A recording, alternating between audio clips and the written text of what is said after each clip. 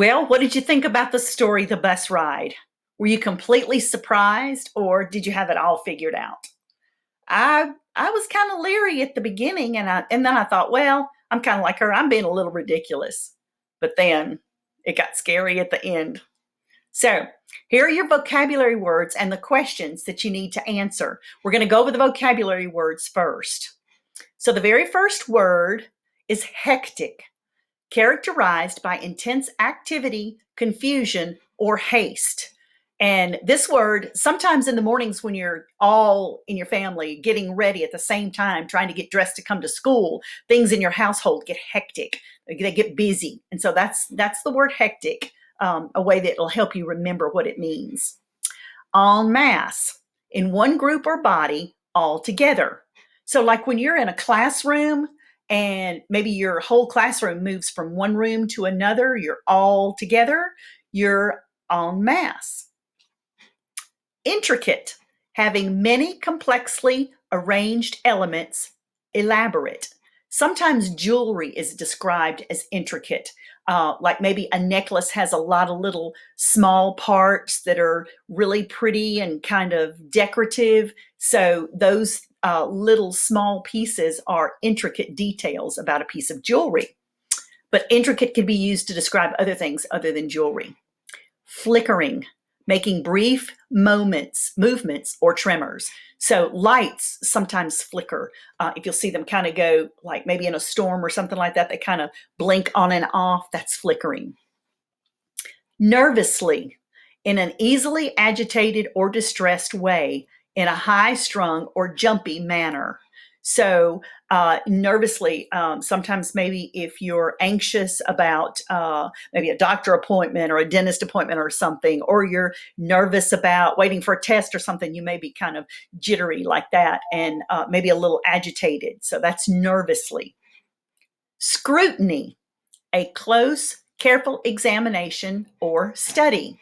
And so your teachers sometimes may scrutinize your papers, like you write an essay and your teacher has to look at it very carefully to examine what you wrote. And so they scrutinize, but scrutiny is a form of the word scrutinize. Wary, openly distrustful and unwilling to confide. So you can be wary of somebody if you maybe don't trust them, you don't feel like you know enough about them, you can be wary of someone. Eccentric, marked deviation from an established norm, especially used to describe odd or unconventional behavior.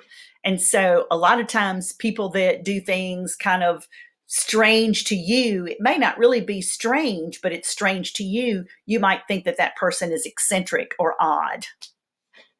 Musings, products of contemplation, thoughts. And that's kind of self-explanatory right there, thoughts. So musings are thoughts. Indistinct, difficult to understand or make out. So if you have something that you don't really understand very well, it could be indistinct. Distinct would be something that is very understandable, which would be the opposite or an antonym of indistinct. Correlate, to bear a reciprocal or mutual relationship or relation. So correlate.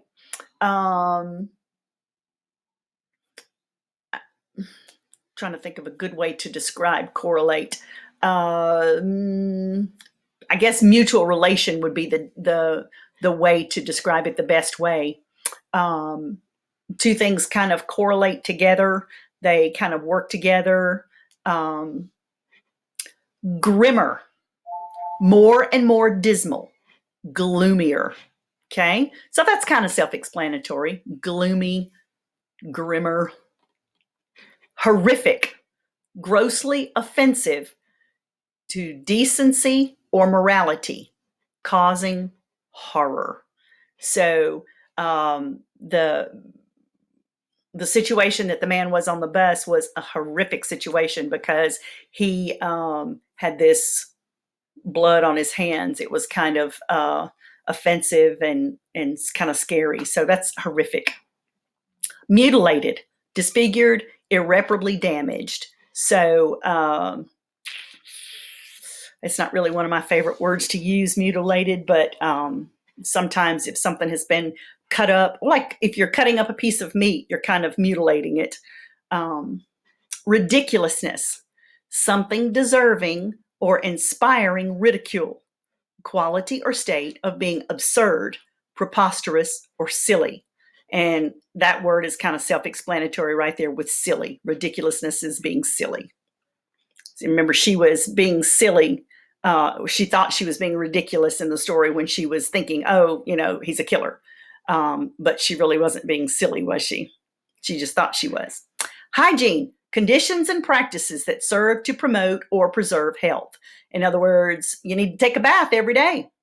And that's your hygiene, that it promotes good health by taking a bath and getting yourself clean. So hygiene are practices to promote good health.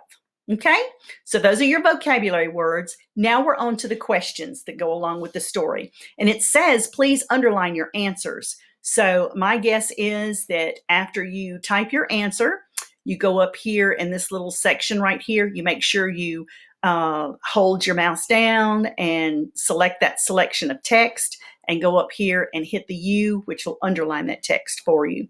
And I'm guessing that that's the way Ms. Choppa's going to know what your answer is. So number 1, based on the title, what would you have predicted the story would have been about? Well, the title was called The Bus Ride. So, I mean, come on, a bus ride. Would you have predicted that the story would have turned out the way it did? I sure wouldn't have. I thought it would have been, well, she started off with a nurse, and so she's taking a bus ride home. I would have never predicted a horror story. Number 2, why would the narrator want to sit at the back of the bus? Interesting. I think she actually stated in there pretty much at the beginning of the story about why sitting at the back of the bus was the best spot. Number 3, what do you think is in the bags? If you've seen some horror stories, I'm sure you've got a pretty good guess as what's in the bags, but you never know. Just put your prediction. So number 4, sketch what you think the man looks like. Well, they gave a pretty good description on the man as far as some of the things, like his clothes and his eyes, things that he looked like. But you just sketch what you think he looks like. Number 5, what do you think the smell is? Remember, she said that strange odor. He pulled out the bottle and started drinking it, but it was clear. And then there was this horrible odor. So what do you think that smell is? And it only happened after he opened the bag. Number 6, how do you think the narrator feels right now? That's kind of an interesting question. How do you think the narrator feels? Remember, who is the narrator in the story? Okay. Number 7, whose ring is the man wearing? Well, that's a good question because the story said he killed his wife and kids. So whose ring is he wearing? Number 8, do you think the man has killed someone? Use clues or evidence from the story to support your answer. Well, I kind of gave that one away a little bit, didn't I? Number 9, do you think the narrator's imagination is being overactive, or does he or she have something to worry about? What do you think? If you're sitting on a bus and all those things happen, and then you get home and you see a picture of the man that you were sitting on the bus with, and the title over his head is "A Man Has Killed His Wife and Kids," do you think her imagination was running away with her? Well, maybe she'd seen a few movies about that kind of stuff before. So maybe that's why her imagination was kind of working the way it was. Remember, too, she's a nurse. So she may see things in the ER that makes her have that imagination kind of working in overtime. So the last question, what does the narrator see that makes him or her worry? And so there's several things that you could choose. Choose wisely. Anyway, I hope you enjoy the story, and I hope you do well on your questions, and I hope you understood the vocabulary words. Have a great week. Turn your stuff in and do well. Bye for now.